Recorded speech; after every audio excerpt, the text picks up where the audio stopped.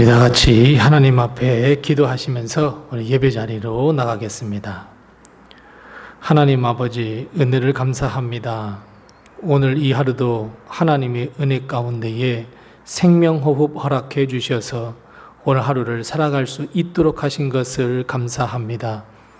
오늘 이 하루 살아갈 동안 하나님께서 힘주시고 하나님께서 도와주시고 하나님께서 인도하여 주셔서 항상 푸른 초장으로 푸른 풀밭으로 우리 하나님께서 인도하시며 우리는 하나님의 그 풍성한 은혜 가운데에 오늘 하루를 살아갈 수 있도록 하나님께서 은혜를 내리어 주시옵소서. 하나님, 우리는 어리석은 자입니다. 항상 연약한 자입니다. 죄 가운데 있습니다. 죄를 사랑합니다. 하나님을 등집니다. 더 세상 속으로 달려갑니다. 하나님, 사순절을 맞이하여 예수 그리스도의 고난과 죽으심과 십자가를 더 깊이 묵상하며 우리의 모든 죄를 용서하실 주님을 바라보게 하시며 믿게 하시며 내 마음속에 십자가 끌어안게 도와주옵시고 우리 주님께서 내 마음에 살아 역사하셔서 우리가 하나님으로 살아가며 주님으로 살아가며 말씀으로 살아가며 믿음으로 살아가게 도와주시옵소서. 오늘 하루의 모든 발걸음 하나하나를 주님께서 붙잡아 주옵시고 인도해 주시옵시고 우리 가정에 허락하신 귀한 자녀들과 모든 일터를 하나님께서 윤택해 도와주시옵시고 오늘 이 하루도 하나님이 베풀어 주신 그 축복 가운데 살아갈 수 있도록 힘주시고 도우시고 은혜 베풀어 주시옵소서. 특별히 하나님, 병상 가운데 누워있는 우리 사랑하는 성도를 주님께서 친히 찾아가 주셔서 치유의 은혜를 허락해 주옵시고 우리 성도들 은밀한 기도로 하나님께 기도할 때에 그 모든 기도를 응답하여 주셔서 기쁨이 넘치는 삶을 살아갈 수 있도록 주여 도와주시옵소서. 모든 것을 주님께 의탁하오고 예수님의 이름으로 기도드리옵나이다. 아멘.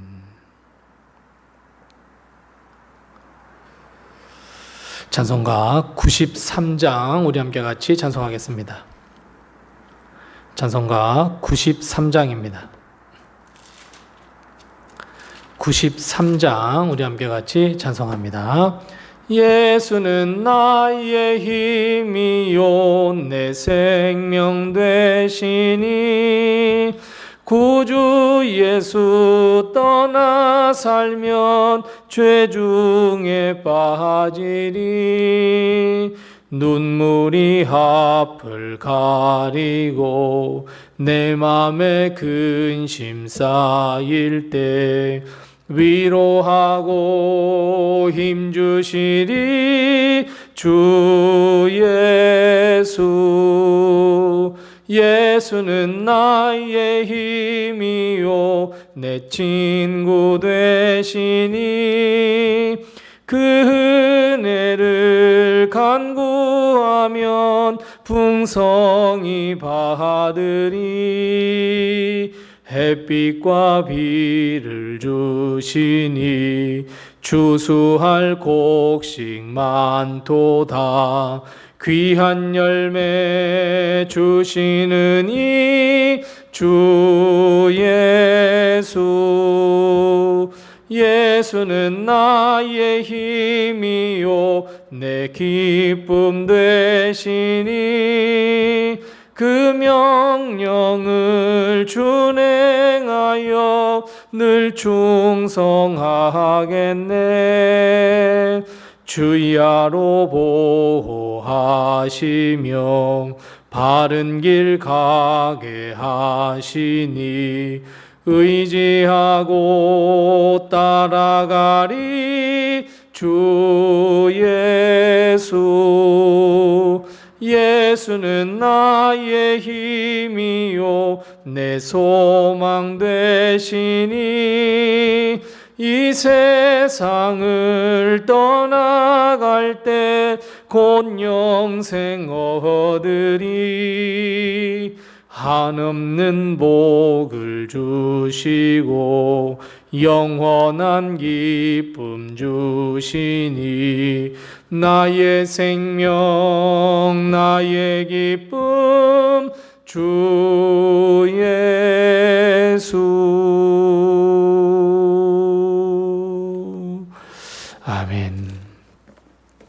오늘 시간 하나님께서 우리에게 주시는 말씀은 구약성경 창세기 29장 21절 말씀부터 30절 말씀입니다.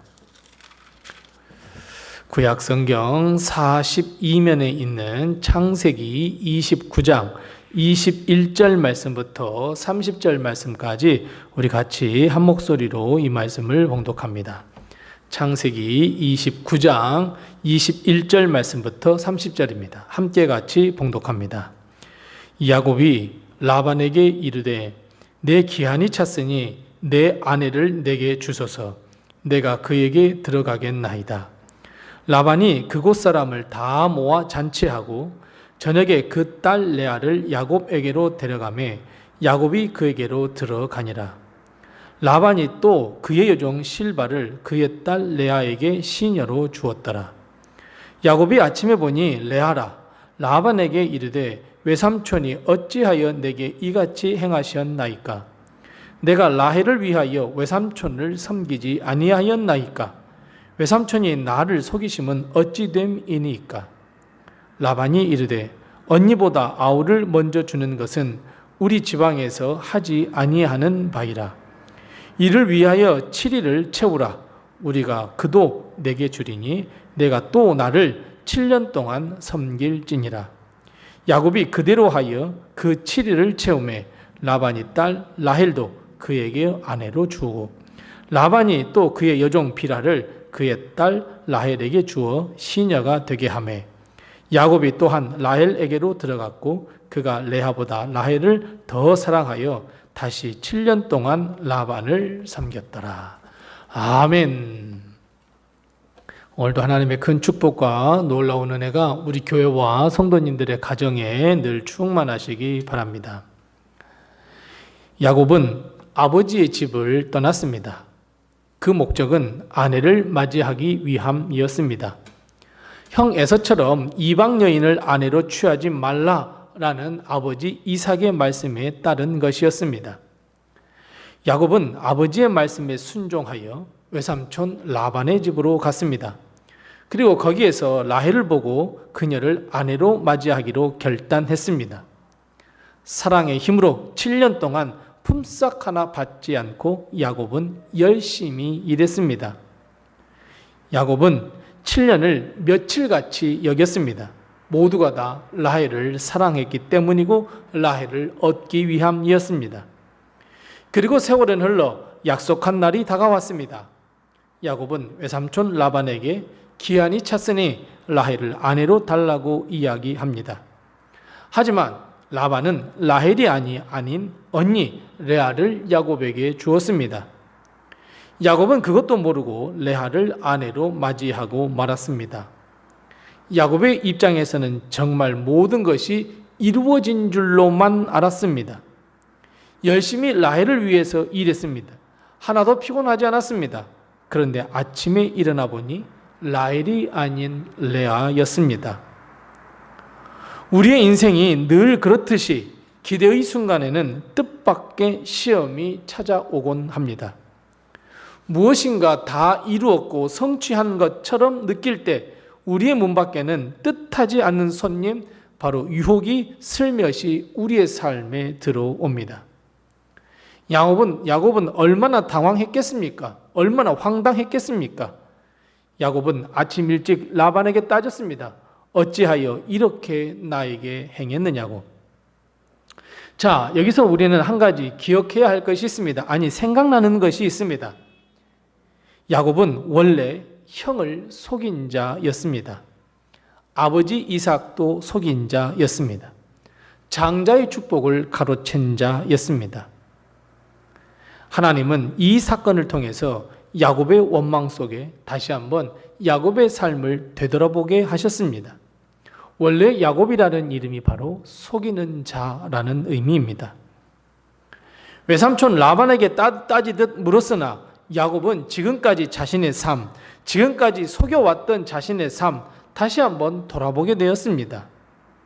사랑하는 성도 여러분, 하나님은 우리가 우리의 삶 속에서 내가 행한 일, 내가 했던 말 절대로 잊지 아니하시는 하나님입니다. 하나님은 우리의 죄를 그냥 넘기지 않는 분입니다. 하지만 하나님께 감사할 것은 죄를 지었을 때에 즉시 심판하지 않는다는 점입니다.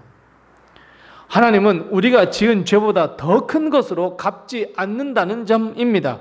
뿐만 아니라 이제는 하나님 예수 그리스도를 믿는 자, 예수님의 십자가를 믿는 자는 그 죄를 더 이상 기억하지 않는다는 은혜를 허락하셨습니다. 용서를 허락하셨습니다.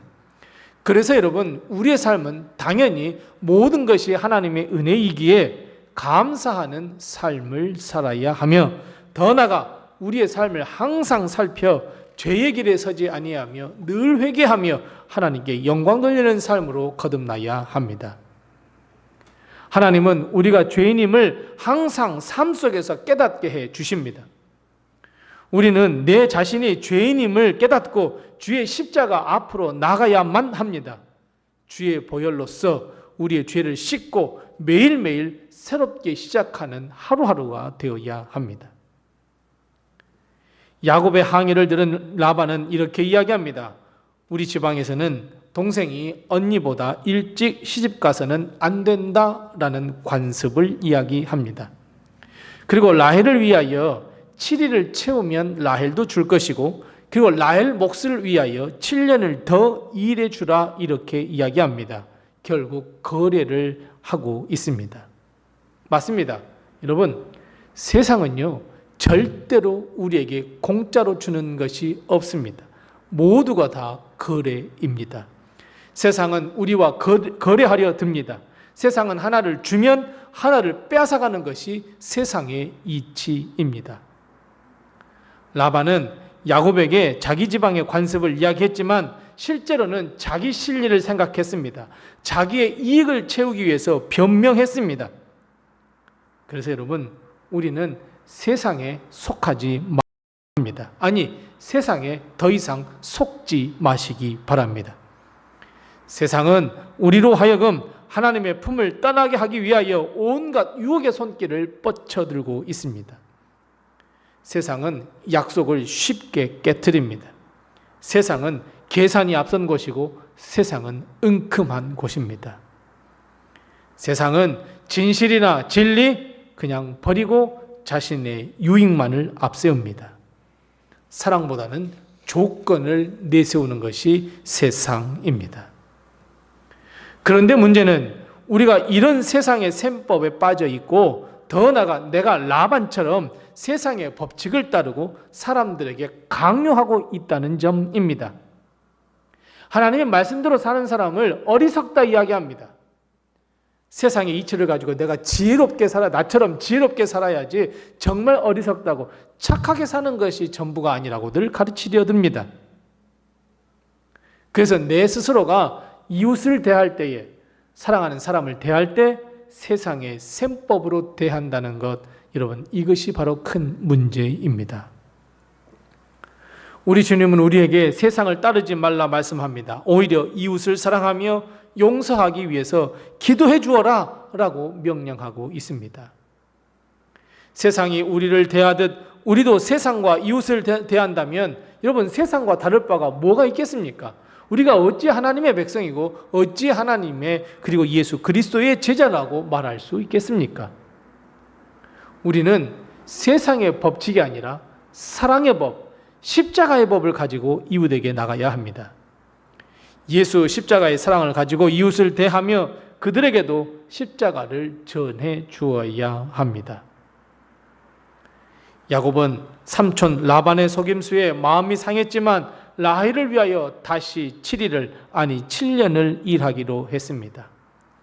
무엇이 야곱으로 하여금 7년을 더 수고할 수 있도록 만들었을까요? 그래요. 사랑했기 때문에 그래요. 오늘 본 말씀 30절 말씀에도 라헬을 더 사랑하여 라고 말씀하고 있습니다. 야곱은 세상의 가치관, 세상의 목표, 세상의 계약을 삼촌 라반에게 들이내밀지 않았습니다. 그저 사랑의 힘, 사랑의 목표였습니다. 야곱은 지금까지 남을 속이는 삶을 살았습니다. 빼앗는 삶을 살았습니다.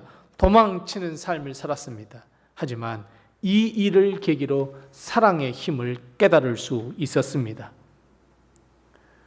감당할 것은 감당하고 그리고 사랑을 쟁취하기 위해서 노력하는 삶, 이제는 사랑의 힘이 작용하는 삶, 인내하며 기다릴 줄 아는 삶으로 자신의 삶을 변화시켰습니다. 사랑하는 성도 여러분, 하나님은 우리의 삶을 통해 우리의 삶의 가치관과 목적뿐만 아니라 삶의 방식과 방법을 완전히 변화시켜 주시는 분입니다.